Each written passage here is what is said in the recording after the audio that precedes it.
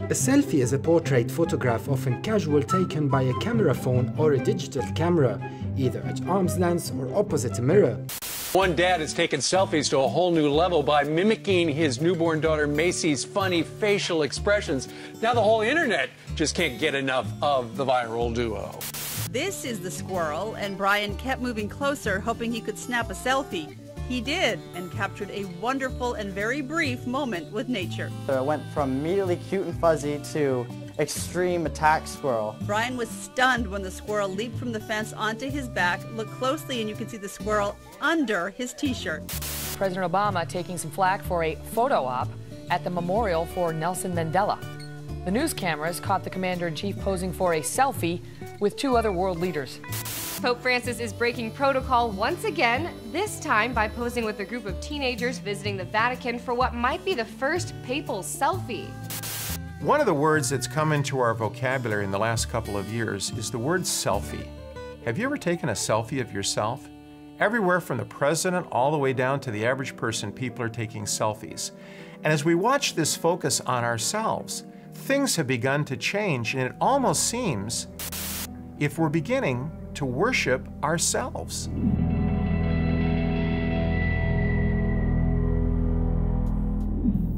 Everywhere we look today, there seems to be a preoccupation with the self. And as we look at the preoccupation of the self, we have to realize that this is nothing really new. Human beings have always been interested in themselves and interested in what they're doing. And actually, if you go back into history, you find that the Greeks were the first culture that really spoke about this preoccupation with the self in a story in their mythology about Narcissus. And in the story of Narcissus, Narcissus was a very handsome young man who was so beautiful and handsome that one day he looked into a pool of water and was so entranced with his image and his beauty that he was fixated on looking at himself and remained stuck there until eventually he died. And as a result of that story in Greek mythology, we have the word narcissism, the whole idea of this ultimate preoccupation with ourselves, thinking about ourselves, looking at ourselves, focusing on ourselves all the time.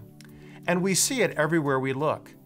But as we go a little deeper beyond Greek mythology, we find that this story of the preoccupation with the self actually first begins in the Bible. "And you will not surely die," the serpent said to the woman, "for God knows that when you eat of it, your eyes will be opened, and you will be like God, knowing good and evil." And when the woman saw the fruit of the tree was good for food and pleasing to the eye and also desirable for gaining wisdom, she took some and ate it. She also gave some to her husband who was with her, and he ate it. Then the eyes of both of them were opened, and they realized they were naked. So they sewed fig leaves together and made coverings for themselves. And so we see, as we look at this preoccupation with the self that's going on today, that the Greeks certainly understood it, but more importantly, the Bible understands it. And in Genesis chapter 3, we heard a passage about how people believed a lie, that we could ultimately be like God. And so as Adam and Eve's eyes were opened, they began focusing on themselves. And they saw that they were naked, and they began to realize that there was a problem with themselves. And so they began to enter into making things for themselves, fig leaves, technology, movies, television, and there became a focus on themselves all the time as a distraction against their own problems and struggles from the beginning. And as we look at this phenomenon today, what we are actually watching in our culture today is really the beginning of a growth of self-worship. Because ultimately, worship is anything that we do that takes our time, our energy, and our attention on a regular basis. And so if we begin to spend our time in focusing on ourselves, taking selfies, posting pictures of the last thing that we did in our lives, the self becomes the preeminent focus of our lives. And it becomes an expression of self-worship. And one of the things that we're looking at today is how empty this self-focus or self-worship has become. We surely see this in our young people, but more importantly, all through our culture, this focus on ourselves is taking us away from the Lord. Because it's only a focus on the Lord that ultimately is going to be satisfying.